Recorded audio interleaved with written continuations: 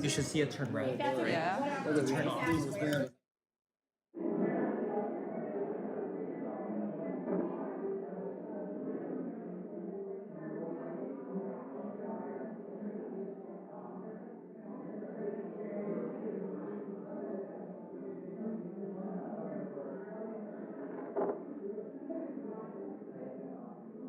Spot will turn red.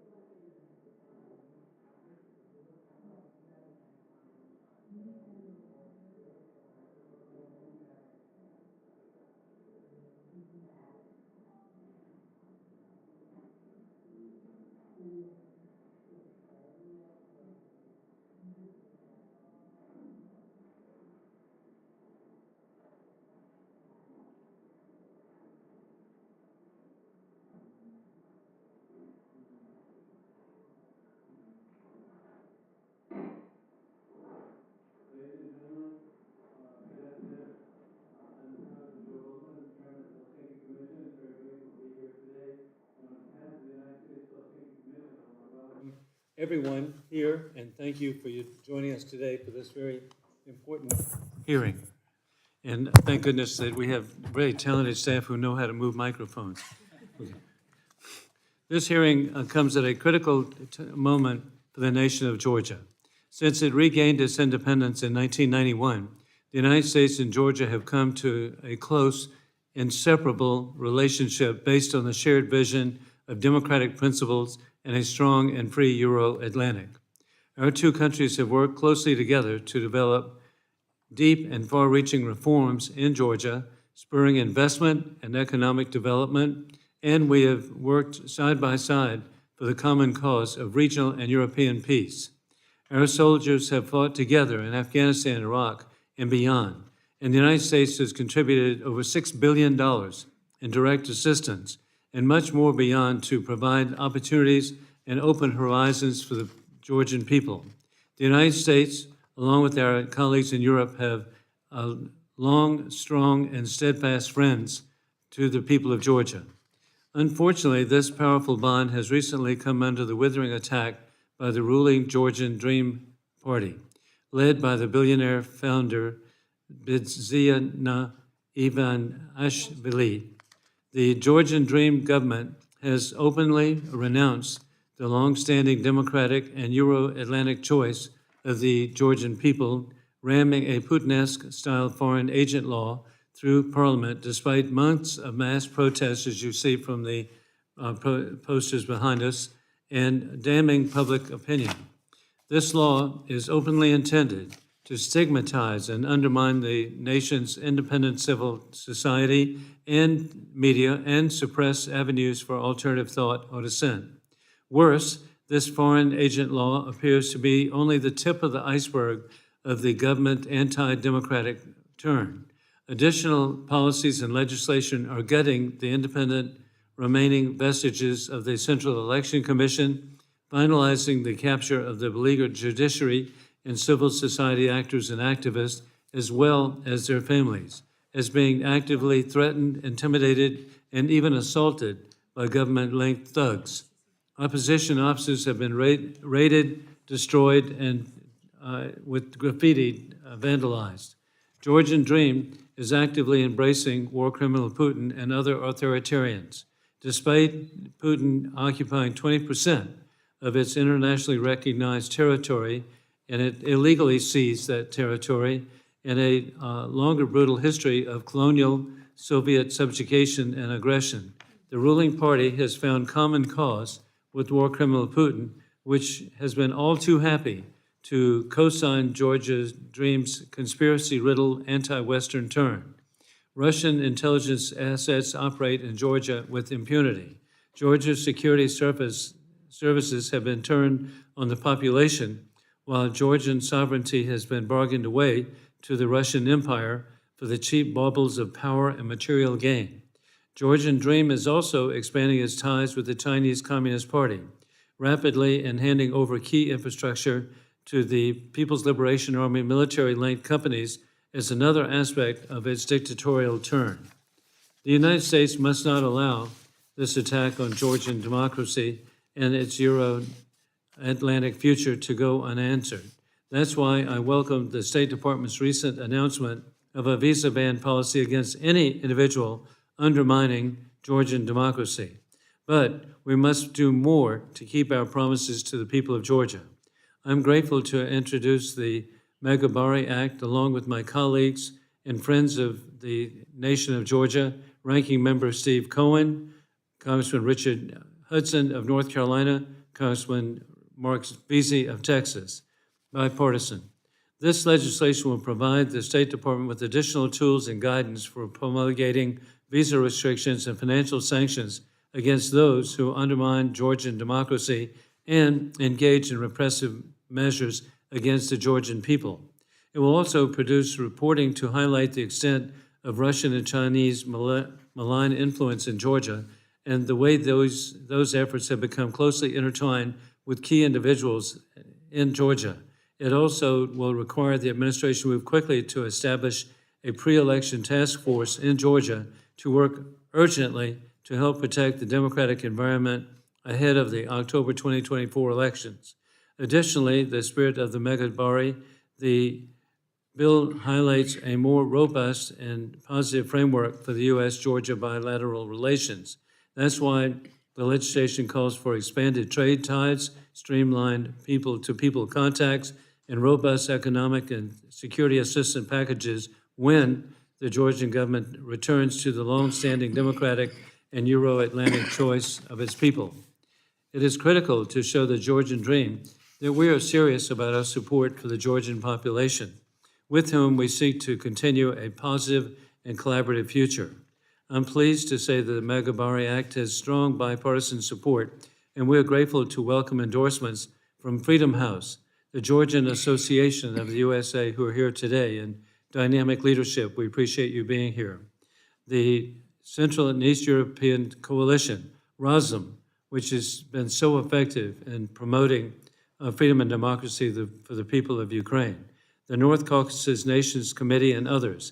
I look forward to working with Commissioner Jean Sheehan to combine our efforts for the tremendous people of Georgia.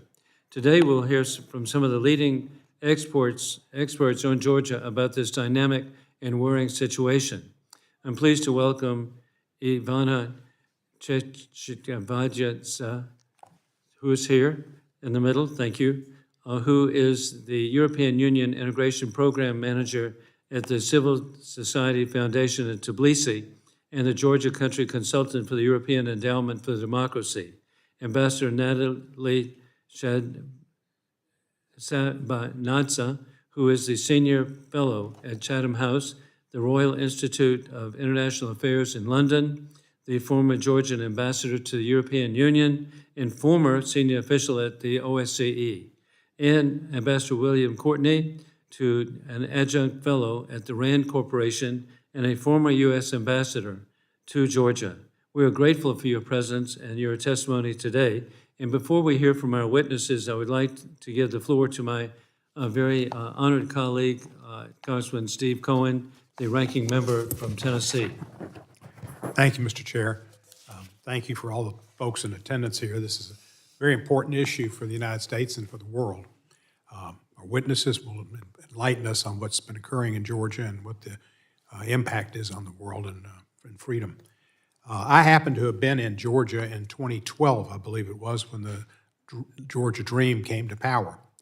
And at the time, Mr. Ivanishvili gave the impression that he was going to be a reformer, and it was indeed a dream and a good dream.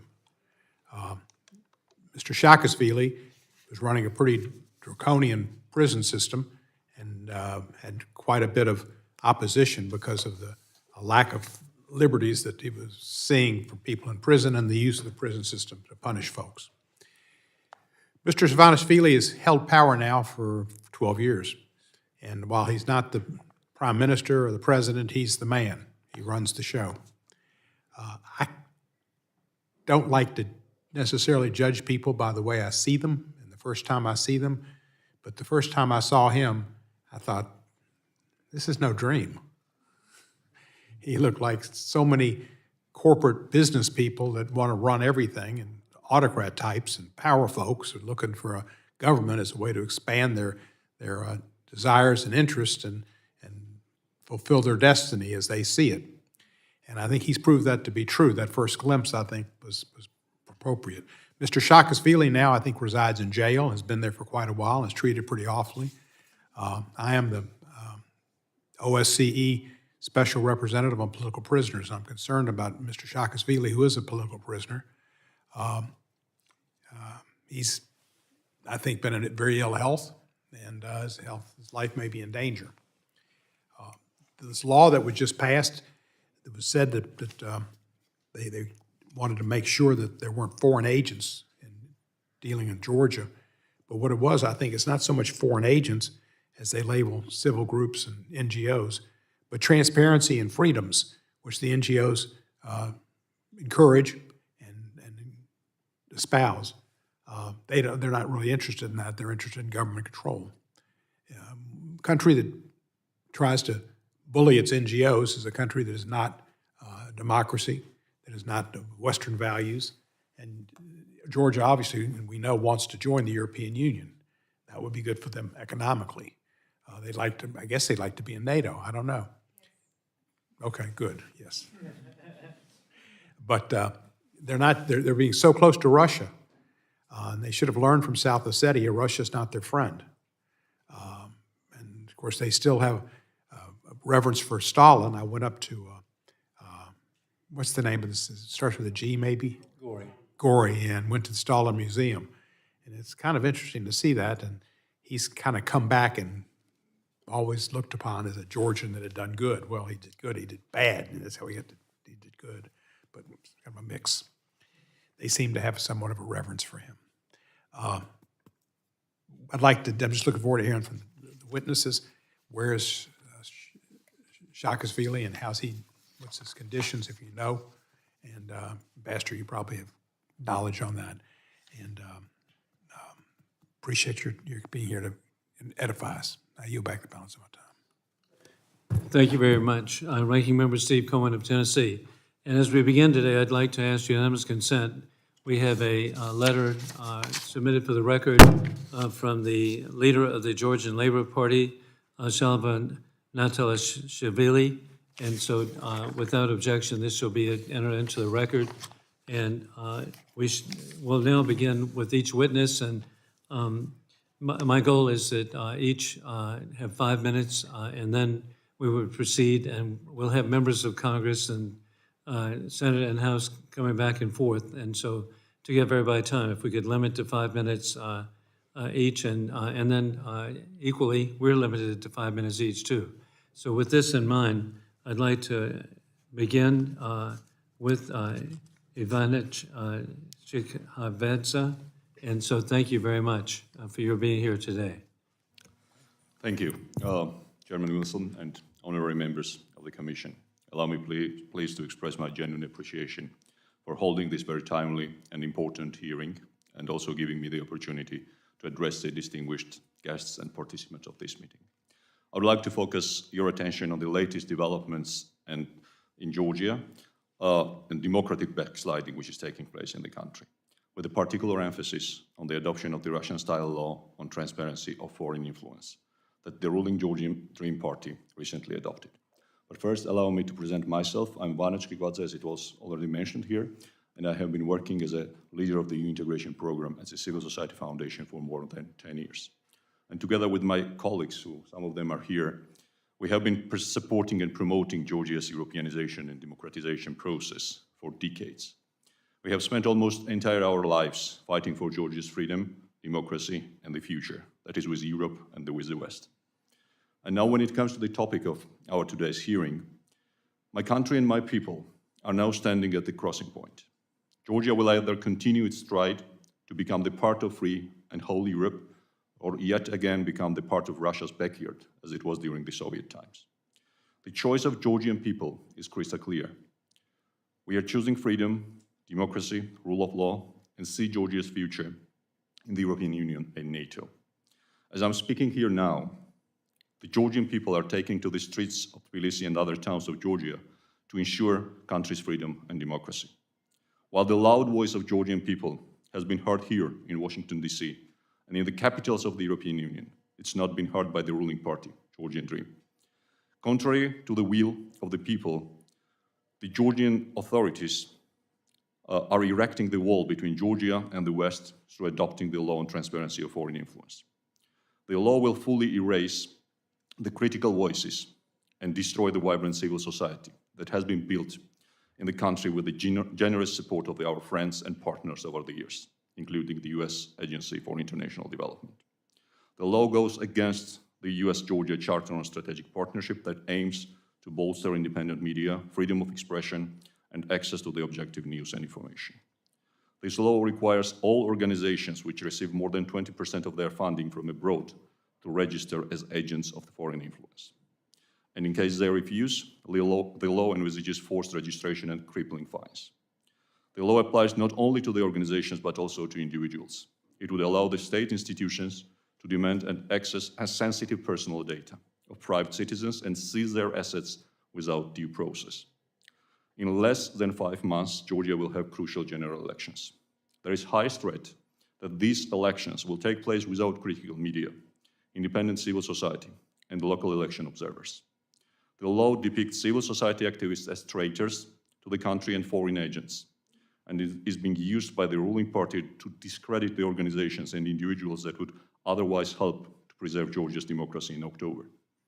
Even before the formal implementation of the law, many peaceful protesters have already been facing state-promoted terror. Hundreds of peaceful protesters have been arrested and beaten up, and civil society experts, like myself, face regular threats against our lives and our families. Graffitis and posters, which is one is here, as you can see, with terms such as enemy of the nation and the foreign agent lives here, are appearing on the offices and private homes of pro-democracy activists. Unidentified assailants have ambushed dozens of activists with impunity. Despite hundreds of arrests of peaceful protesters, there has not been a single case where the state authorities effectively investigated and held accountable officials for excessive use of force or their responsibility for assaulting protest participants. It's clear that these type of actions are fully condoned or even encouraged by the ruling party. I would be remiss if I didn't mention one of the key drivers behind the foreign agent law, which is the richest man in Georgia, the oligarch Ivane Chkhikvadze. Mr. Ivanishvili, the founder and the leader of the Georgian Dream party, in his recent speech on 29th of April, openly threatened civil society and any political opponents of Georgian Dream with the repressions. The ruling party is severely undermining Georgia's future through increasing hostility towards Western democratic values and capturing the state institutions such as judiciary, law enforcement, prosecutor's office, etc. All Georgian governments, since the restoration of its independence in 1991, have been pursuing membership in the European Union and NATO, and a closer ties with the United States. The ruling party is the only government that is going against the will of the people, and now is seeking to oppress them for wanting a closer alignment with Western democrats. The overwhelming majority of the Georgian society sees its future in Europe with the Western friends and with the United States. The history of Georgia shows that fighting for freedom is part of our life. We know that we are fighting for our ancestors and also for our future generations, and have no desire to lose it. We acknowledge that we are not alone in this fight, since we see and appreciate that our Western friends and allies are standing with us. In this regard, we value the recently initiated bill entitled Megabari Act, and I sincerely hope that this legislation will be adopted and enacted soon. We are now in a race against the time, and every minute counts when it comes to stopping Georgia's turn away from democracy. The stakes are very high for Georgia, Georgian people, and for our friends. It would be a real missed opportunity if Western friends of Georgia do not act now. We appreciate all visits, all statements, and supporting words, but at the same time, we need concrete steps that will stop the current Georgian government from moving the country into the Russian orbit. The Georgian government cannot be allowed to sabotage our hard-fought democracy without consequences. Let me take this opportunity again to express my genuine appreciation for organizing this very timely and important hearing, and I'll be happy to address your questions. Thanks for your attention. Thank you very much, Mr. Chkhikvadze. We now proceed to Dr. Natalie Sabanadze. Thank you, Chair, honorary members of the Commission. Being able to address you today is a rare privilege and a great responsibility. First, because I am deeply honored, and second, because I hope to do justice to the courage of thousands of my countrymen who are out in the streets defending their rights, their liberty, and their European future. If Georgia still feels like a free country, it is thanks to popular resistance to authoritarianism and the spirit of defiance that is vividly manifested today. Popular protest is an antidote to political apathy, but more so, it is a response to the blocked arteries of public institutions. When institutional channels for voicing dissent or achieving change are closed, mass protest is the only available form of civil engagement. In response, Georgia's increasingly insecure ruling regime is reviving the Stalinist playbook and hunting treasonous agents inside and global enemies outside. Violence and intimidation rule the day, and conciliation is not on offer. In today's Georgia, democracy is being destroyed by the hands of parliamentary supermajority. At the instruction of one unaccountable man, this supermajority is reversing Georgia's long-standing foreign policy priorities. It is destroying 30 years of gains, friendships, and partnerships that have sustained us since the end of Soviet rule. By adopting laws such as the one on transparency on foreign influence, the ruling regime is subverting Georgia's long-standing dream to rejoin the European family of free nations, while blatantly denying that it is doing anything of the sort. As if in an Orwellian dystopia, Georgians are being told that friends are enemies who wish war and destruction on us, while enemies who occupy parts of the country are no longer a threat. Georgia's rulers maintain that a law that contradicts the principles of democracy and human rights is good for us. They insist that it will only advance rather than derail Georgia's European integration, despite endless pronouncements from European officials to the contrary. Having spoken to many international partners and having read the Venice Commission's and OSCE ODIHR's highly negative yet detailed assessment, Georgia's rulers insist that they have not heard a single valid argument against their new legislation in the run-up to parliamentary elections this fall. In this dialogue of the deaf, the truth falls victim. Black is white and white is black.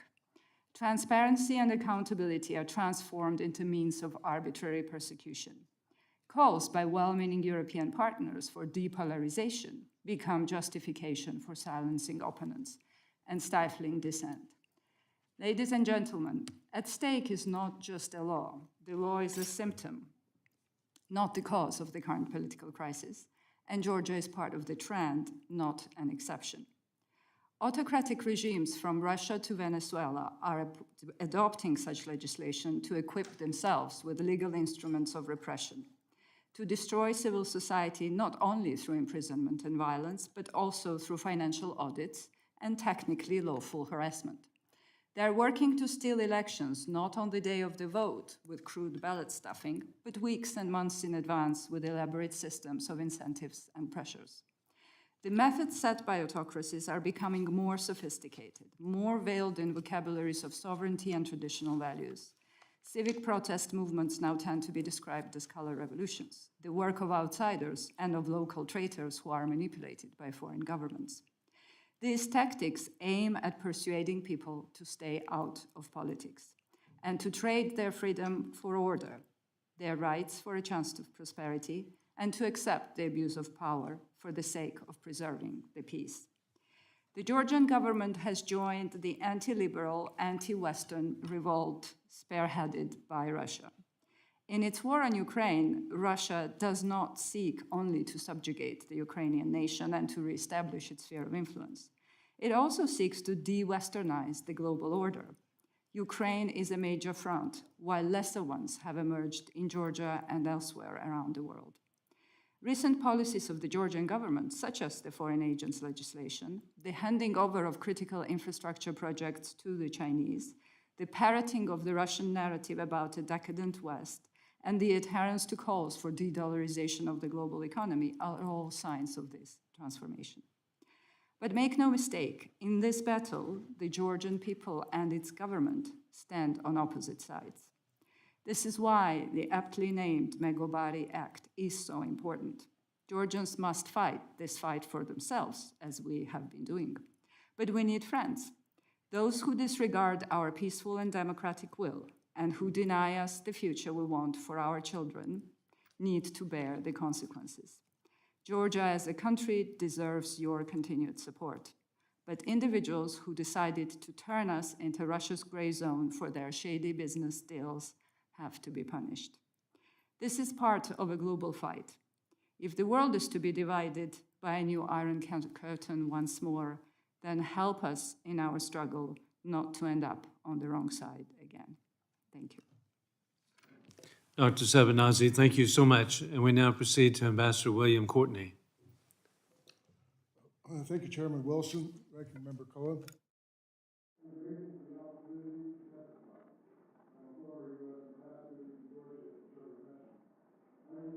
U.S. interests in Georgia, review U.S.-Georgian relations, and comment on implications.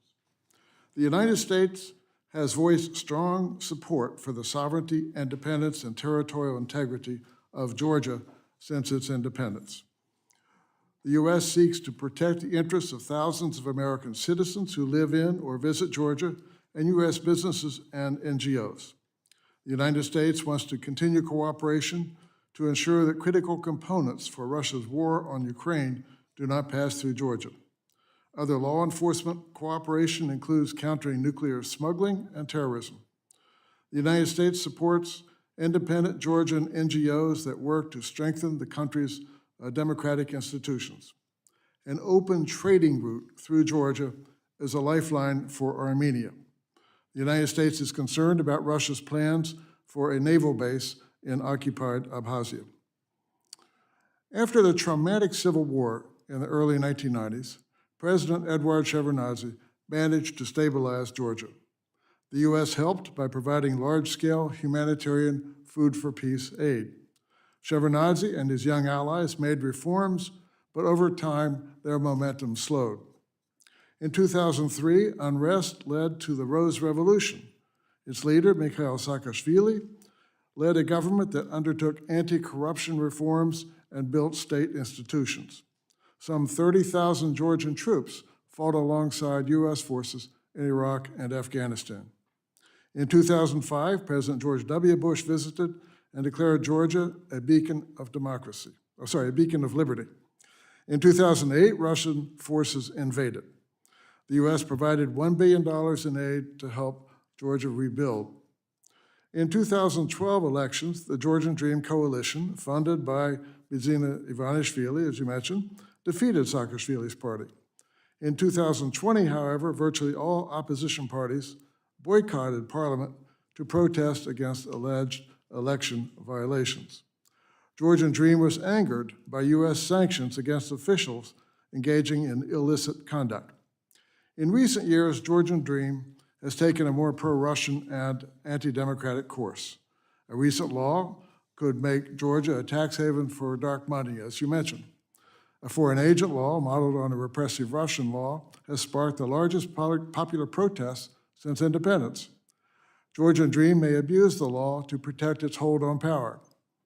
A new report by the German Marshall Fund foresees political violence around parliamentary elections in October. For nearly 3 decades, a values-based partnership has been at the core of U.S.-Georgian relations. Now, prospects are dimming. The U.S. has announced a more restrictive visa policy for those who suppress civil society. Relations will take a turn for the worse if Georgian Dream rigs the October elections. As in Russia, the government might deny access to independent election monitors, ban advertising in, quote, foreign agent, end quote, media, and disqualify candidates.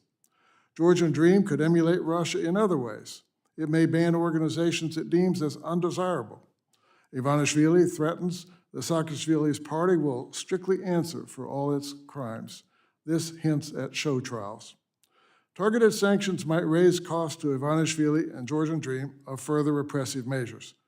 The United States could specify more individuals as specially designated nationals, blocking their assets and prohibiting Americans from dealing with them.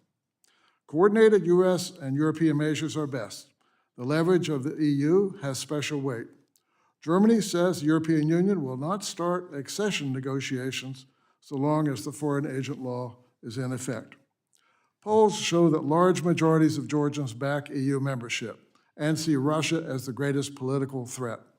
These encouraging views and 3 decades of democratic progress in Western ties will influence Georgia's future. So too, in a negative way, will Russia's occupation of 1/5 of Georgia's territory. In closing, Georgians will not be denied their democratic and European futures, and the West will not be deterred from helping them achieve these noble ambitions. Thank you.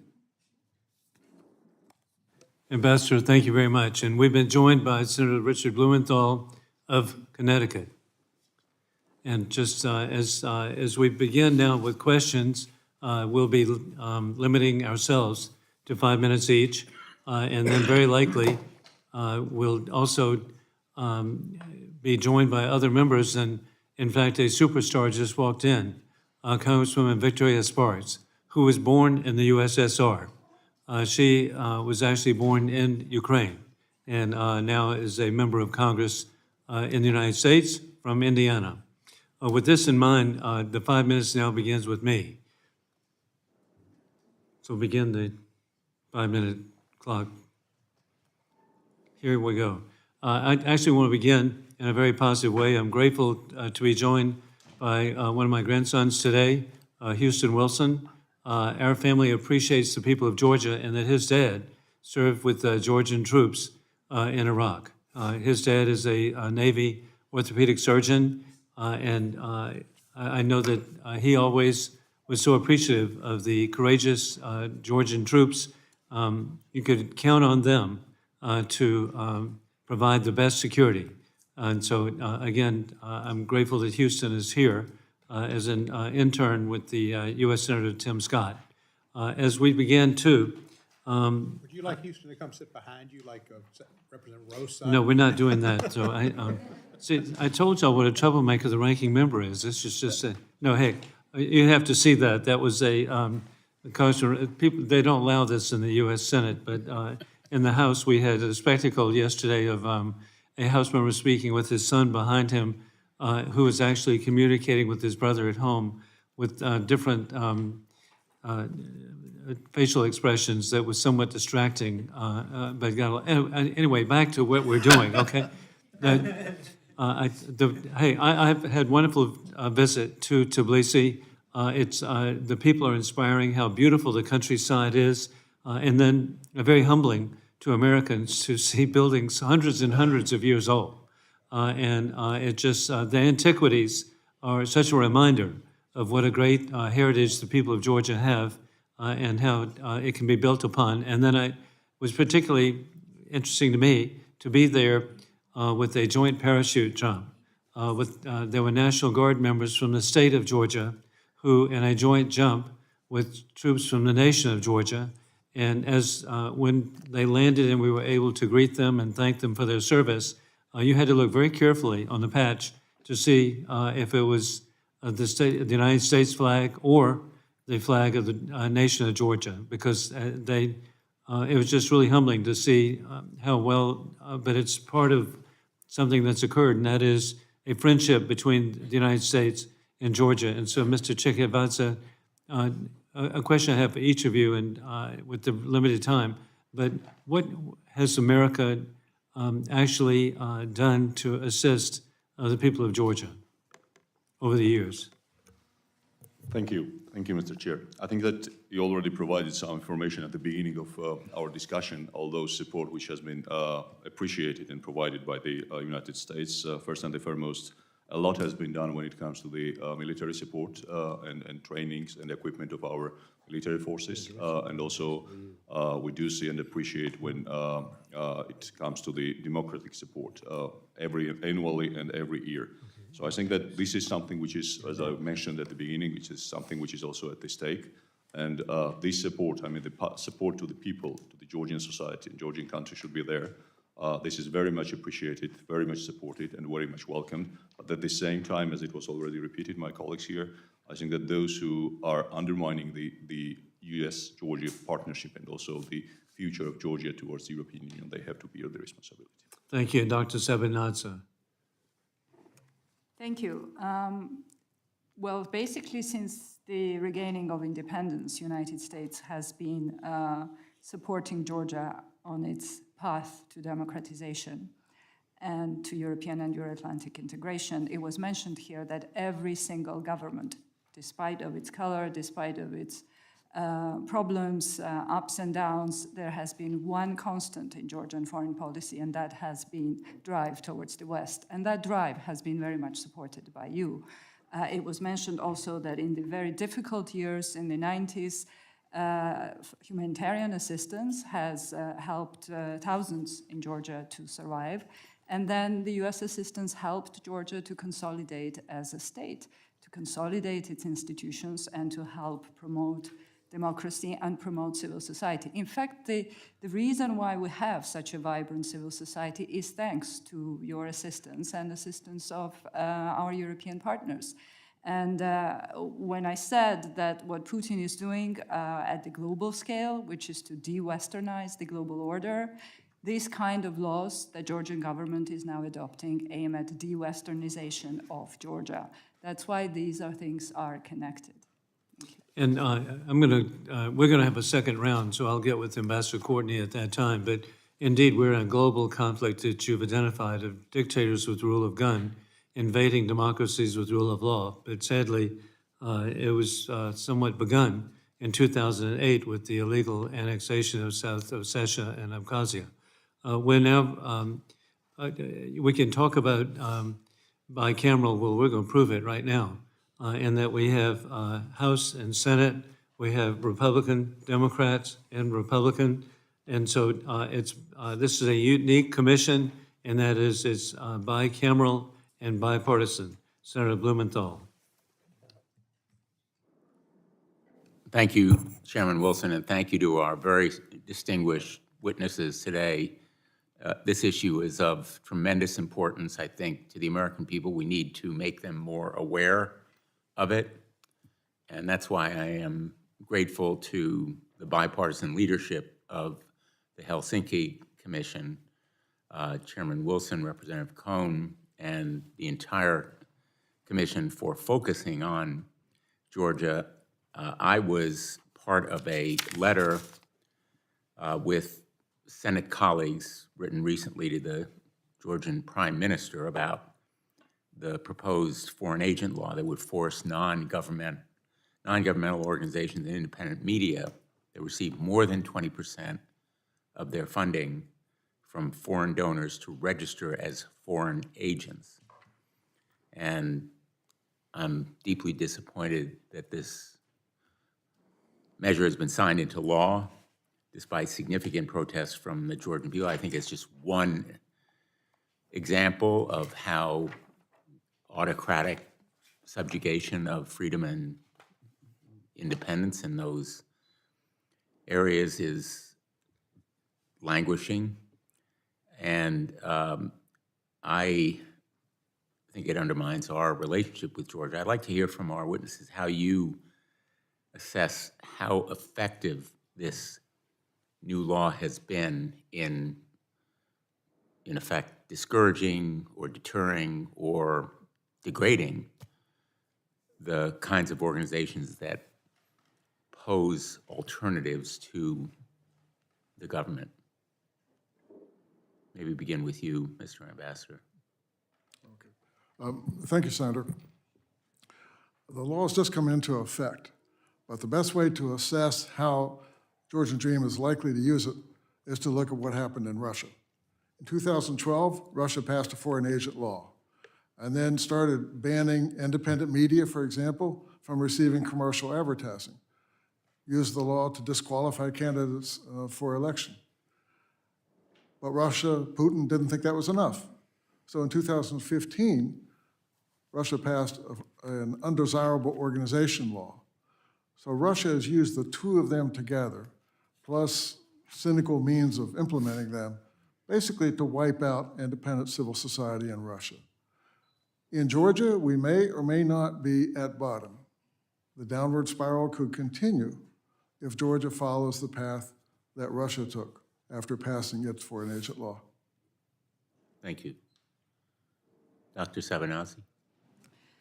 Yes, I would agree with that. I think the law only recently has been enacted, so it is a little bit early to see its effects. But in fact, we can see the rhetoric that surrounded adoption of this law. It has not been passed yet, and yet the entire hierarchy of the ruling party was accusing basically everybody with a different opinion as being either a foreign agent or a traitor. It will and has unleashed a campaign of intimidation, which is extremely disconcerting. This law violates many principles of international law and Georgian constitution, but most importantly, it stigmatizes organizations, media, and individuals for promoting Georgia's democratic, independent, and pro-European future. And it stigmatizes them, calling them as foreign agents. It is extremely difficult label to carry, so a lot of organizations will simply shut down. The fines are disproportionate, and they will impact gravely because this is not a very rich civil society. I mean, and it's actually very transparent, all the funding. but they will have to close down. And of course, it contradicts the principles of freedom of association and freedom of expression. It also has violated the due process because the adoption of the law was rushed through. The third reading took grand total 67 seconds, and there has been no consultation, no public debate. In fact, we know what it caused, and it's simply added to polarization. So I think the signs so far are pretty bad, and we do fear that unless there is a very clear response, there will be more crackdown on freedoms and individual rights. I don't know whether we have time for Mr. Chkhikvadze. I'll try to be short. I think that one of the biggest challenge here is discrimination and discreditation of those organizations which have been promoting democracy there. The Ministry of Justice is supposed to set up the list, the registry, where all the organizations are supposed to register. But registration there is something which civil society organizations, most of them are not going to do because this is absolutely unlawful and unjustified. And then there will be the fines, and there will be also the blocking the accounts, and this would be a big blow to the country's democracy. This is what we are facing, and this is happening 5 months before the general elections in the country. Thank you. Thanks, Mr. Thank you very much, Senator. We now proceed to Ranking Member Steve Cohen of Tennessee. Thank you. Let me ask you, maybe we start with Dr. Sabanadze. I asked the question earlier, and I thought I knew the answer, and we got a little help, that there is a great desire to be part of the European Union and NATO and go Western. And I heard that from everybody. Yet the Ivanishvili doesn't necessarily agree with that. Am I not correct? Well, the truth is that our government and Mr. Ivanishvili knows very well that about 80% of the population support Georgia's membership in the European Union, and a little bit less, but it's above 70 support membership in the NATO. So for any political force to come out and openly say that they are against it will be a political suicide. That's why we have this kind of dystopian situation where the government pursues policies that openly contradict European values and undermine our chances for European integration, while at the same time saying that nothing has changed and that EU and NATO remain Georgia's priorities.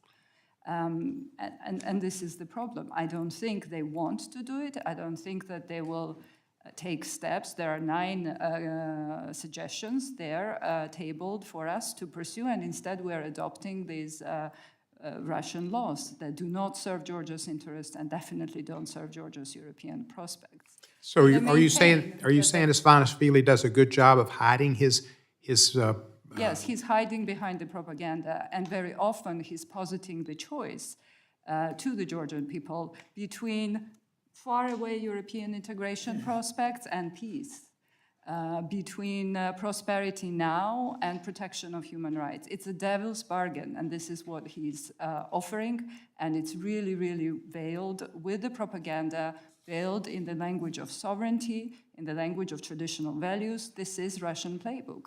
And we need to call it bluff. Let me ask you, and if you can't help me, one of the gentlemen might help me. Tell me, the best of your knowledge, what Saakashvili's condition is, his health, his prison term, the support he might have in the country. His support, I think, best measured by the support for his party, which is UNM. According to polls, it's something between 10 to 15%, which has been quite consistent. I think his health is improving. He's not in prison, he's in hospital. And latest judgment from the European Court of Human Rights has been that his conditions are decent. Anybody have anything different? Different prognosis, diagnosis, treatment? Nothing? Ambassador Courtney, what years were you in Georgia? What years were you ambassador? I was there from 1995 to 1997. I was the second ambassador. Okay. Things have changed. I yield back the balance of my time.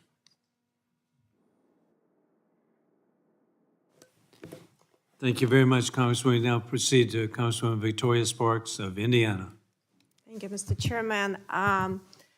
Just kind of have a few questions, just follow up what you mentioned. I think Dr. Sabanadze, you mentioned it's a Russian playbook, and the Russian playbook been working for Russia very well. You know, a lot of people don't realize that, you know, really Russian aggressions pretty much started in 2008 with, you know, under Republican administration, then continue under Democrat administrations, and it's continuous, and, you know, they advance quite a bit. So the lay of the land is not the best, and has been extremely, extremely weak dealing with the situation. So from your assessment, you know, just understanding the situation in Georgian politics, and I'm not even will try to claim my understanding of this issue, but what do you think the things need to happen, and we, as Americans, we should do to really start dealing with this situation, because it's escalating further and further, and it's not going to get better. So from your perspective, what needs to happen with what we are doing or not doing related to Georgia right now? Thank you. It's $1 million question, and a difficult one to answer, of course. And as you say, it has a local Georgian dimension, American policy towards Georgia, and it also has a global dimension, which is US policy towards Russia, because these two are interconnected. If Russia succeeds, Georgia will turn into a gray zone, which I mentioned, and Russia will be able to benefit from the transit routes. Russia will be able to benefit from infrastructure. It does not have to invade again Georgia. It only needs to control it through loyal government. Georgia will be turning away from the West, and we see this happening already, the kind of multi-vectoring of Georgian foreign policy, which has never been the case before. Rapprochement with Russia despite 2008 and despite the occupation of Georgian territories, strategic partnership with China, and so on and so forth. This Russia's war against Ukraine has enabled autocrats around the world and leaders, such as we have, to challenge rules, to challenge democracy at home, and to maximize power and think that they can go unpunished. And here is the second part, and that is to impose consequences for this, because like Ukraine, Georgia is also a battleground, and so like if you give me some have examples, you know, just kind of concrete things that you believe that we have a mechanisms to start kind of, you know, be a little bit maybe tougher, maybe more tough on some of these issues. So what consequences you think would be effective to start these governments need to decide which sides they're taking? There are punitive measures, such as sanctions, that I think have to be targeted, and individuals need to bear responsibility. These include visa bans, these include financial sanctions, you know, their inability to send their children to study in expensive universities here in this country. These affect individual lives, and they are individually responsible. I think this should not affect support in general, because on the contrary, Georgian civil society, media needs greater support today. And I also believe that one policy choice would be to look at the election situation very closely and to think about the election observation in long term, because as I said, methods are getting sophisticated. It's not so obvious that you see, I mean, they may be, but you know, there is a long system of completely unleveling the political playing field in a way that basically elections become useless. That this is a foregone conclusion. There will be a competition because there are parties and they will be contested, but this contestation will only give legitimacy but not provide for a real change. Right. So this is something that needs to be so sanctions some individual particularly, and then also look at the election. This commission has a observation function, and I actually always think it's problematic that we don't look that they don't take risk-based approach how we deal with elections and potential abuses, a kind of one-time-fits-all approach. And I think that something has to change because we're involved in that. I think my time is expired. If we go again, I might ask Ambassador questions. But I think you brought in the structural system, a lot of these former Soviet republics, unfortunately didn't create legislative framework. They didn't have someone like founding fathers, unfortunately, to really create a proper legal system of check and balances, so it allowed them to centralize power back quickly, and unfortunately happened to most of them, and I yield back.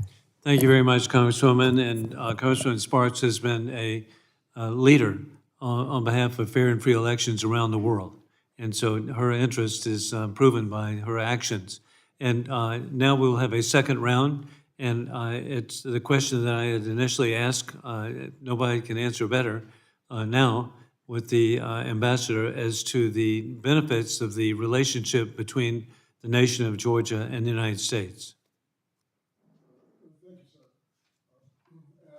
As I mentioned in my testimony, and Dr. Sabanadze noted, the U.S. provided in the early years when people were hungry coming out of the Civil War, that was tens of millions of dollars, maybe over $100 million. That was quite substantial at the time and pretty important. But then also at the beginning, we and our European allies worked together to try to promote civil society, democratic reforms, rule of law reforms, economic reforms. And that's been consistent all the way through. The U.S. has been particularly active on the security front. We had a Georgian training equipment program for a number of years, which helped Georgian forces in Afghanistan and Iraq fight. And they took on some of the toughest assignments in those wars. And then we developed a program to help Georgia with its territorial defense. And that program has been more recent, but that's the program that Georgia needs to deal with a potential Russian threat. So we've played a quite substantial role in all the areas, especially security. It's really humbling to know the assistance of food on something as basic as that at a time so important. And then, Dr. Sabanadze, I really am so grateful for you raising how a foreign agent law sounds so benign, except for one thing. It has been a precursor of dictatorship, a precursor, sadly, in the Russian Federation. I've been to Russia a number of times. I thought they were going to be part of modern Western civilization. Their art, their literature, their architecture that we've adopted, it didn't occur to me that Putin would be successful in creating a dictatorship, but that is sadly true. And then you flash forward to another country that at one time was one of the wealthiest in the Western Hemisphere, no longer, and that is Venezuela. And so over and over again, there is an example. And so it's a precursor to a dictatorship, but doing away with the abilities of political advertising. It sounds foreign agent. Well, it's really not foreign agent. It's domestic political activity. So again, explain a step-by-step how a dictator, and hey, I want to mention something. I try to call it dictatorships. People talk about authoritarians, they talk about autocrats. People don't understand that, but something that really offends dictators is to be called dictators. And so the dictatorship of Putin, the dictatorship of Xi, Khomeini, we need to address this. And so how can we help the people of Georgia not experience a dictatorship? Well, that's exactly what Georgians are fighting for right now. But I think it's very important to understand how these new type of autocracies come around. We don't see tanks rolling through the streets anymore. Very often you see democratically elected governments subverting democracy. Institutions that brought them to come to power, they are busy destroying those institutions. And the freedom of expression, freedom of media, that they took advantage, and the power which was out there to be contested, they took advantage of this. They are destroying this through parliamentary supermajorities, for example, which is what's happening in Georgia and is happening in many other parts of the world. This is a gradual process. It goes by destruction of one institution after another. Sometimes it's called a reform. Sometimes it's just change of leadership. But it is, because it's gradual, it's difficult to spot. It's not, as I said, a coup d'etat, which you see and very easy to respond to. Elections, again, are something that are being stolen long before, because you have such an uneven playing field that democracy doesn't function anymore, and the political space for democratic contestation is no longer there. So these are the kind of hybrid dictatorships, if you would like, who maintain at the same time facade of democracy and maintain that they are democracies. And like in our case, they maintain that they want to pursue European and Euro-Atlantic integration, even though everything they do goes against it. So this is the kind of contradiction that we have to see and understand. And very often, our methods are outdated. The methods of responding, their methods have become more sophisticated, but our democracy promotion methods, election observation methods, are rather outdated. So they don't really capture what is going on. And the real help for Georgia is to empower these people. And those who are out in the streets, they need protection, because if they are left, and if the Georgian society is left alone, facing the regime that is increasingly insecure and as a result increasingly violent, I think there will be a lot of disappointment. So your assistance, this discussion, Megobody Act, and more legislation of this type would be a very important signal. Thank you so much. It is interesting to think of incrementalism as to dictatorships being established as opposed to a Bolshevik revolution or whatever, that totalitarians come to power. We now proceed to Congressman Steve Cohen of Tennessee. I think I'm going to pass. I've never heard him this quiet. But anyway, but hey, I know we can count on pithy questions from my dear friend, Congresswoman Victoria Spartz of Indiana. Thank you, Mr. Chairman.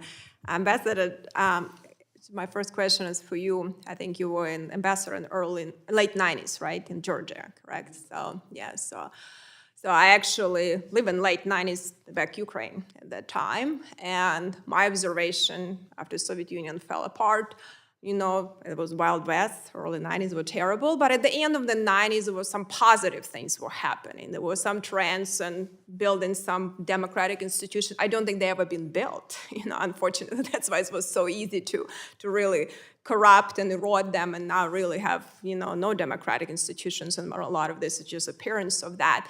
So from your perspective, you were involved, you know, in 95, 97, that was a very challenging times, and most of these Republicans at times, they still were more pro-American, I would argue, because even Russia was not, you know, so what things went wrong and what things we didn't do as a policymaker here, and I wasn't American at that time, I came here in 2000, so, you know, I have my own observations, but you've been actually, as a leader at that time, reading foreign policy. So what do you think we should have not done, and maybe we should look back and make some adjustments now?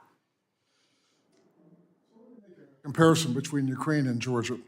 For a long time, Ukraine and Georgia seemed to be on pretty much a parallel path, moving to the European Union, moving to a pro-Western future.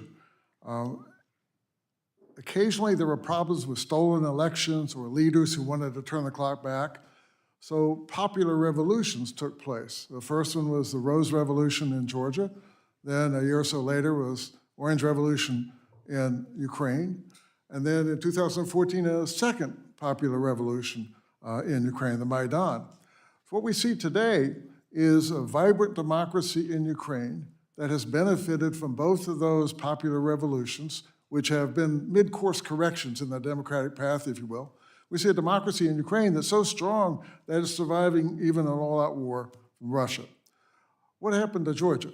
So Georgia had one, but then Georgia had different traditions, you know, less Western tradition, if you will, than Ukraine had. And so it became easier for authoritarian-minded people to take Georgia away off the path. Crime and corruption was a bigger issue in some cases in Georgia. So now Georgia may be at another crossroads like Ukraine was in 2014. These elections in October, if those elections are rigged in a major way, then as in Ukraine, there could be another color revolution in Georgia. So we really should keep our eye on those elections. Now, the West can help. We fund independent election monitors. We criticize authoritarian moves. But it's useful to understand that the West really is not a major player. We can help at the margins, but it's what the people of the country do themselves. The Ukrainians built their democracy themselves with some Western support. Georgians are building their future as well. Well, I agree, and democracy can be only built, from ground up, but I would probably disagree about your definition of vibrant democracy, but we're not going to go there in Ukraine, so we're not going to go there. But a question for you, Mr. Chkhikvadze, I don't know if I said it right, but you're dealing with the EU a lot, and where is the position right now with the EU? Because in a lot of ways, EU, with all of this initiative, has an opportunity really to help to reform some of these institutions and I haven't seen them really doing much. I'll be honest with you, I was, dealing with European, I get like, in a week dealing with them, I don't know how I used to live there, but, what is your perspective and assessment what's really happening right now with you? I understand you dealt with the EU and what they're doing and how helpful they are maybe to incentivize some of these countries to move in more democratic directions, including Georgia. Thank you. I'll just start from your previous question, if I may, when it comes to what the U.S. should do when it comes to the support to Georgia. First and foremost, I think that you can help us in regards not to allow the ruling party to rig the elections in October. This is extremely, extremely crucial.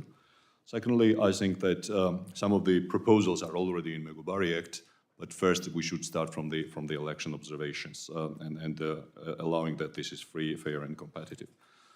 Secondly, it was already mentioned that one of the crucial support which U.S. is providing to Georgia is its non-recognition policy. As you know, the two parts of Georgia is occupied by Russia, and there is an attempt by Russians and also others to recognize its independence, and the U.S. is very much backing us not to make sure that this doesn't happen. So to continue that policy would be very much valuable. And also when it comes to the security support, this is also very important. And last but not least, civil society support, this is also very important. Coming back to your question about the European Union, as you know, we are now in the process of accession, and we're now in the, there's a proposal that Georgia has to implement the 9 steps, 9 recommendations from the European Union side.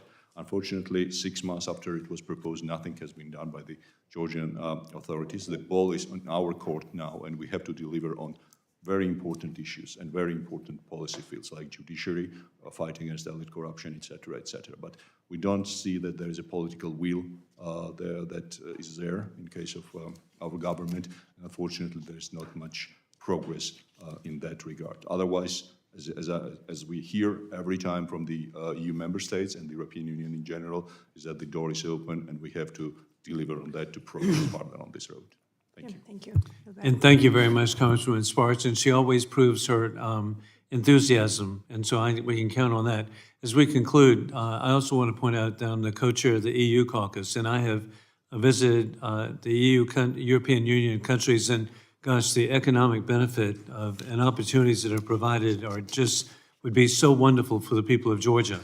At this time, we shall adjourn, and I'd like to invite the 3 witnesses, please come up front to get a picture with the members of the commission who are here. And with that, and I want to thank the staff members who've helped make the Helsinki Commission so successful on behalf of the people of the United States. With that, we are adjourned. So, hey, grab Victoria and bring her up front. Okay. Grabbing Victoria. Can you come up front?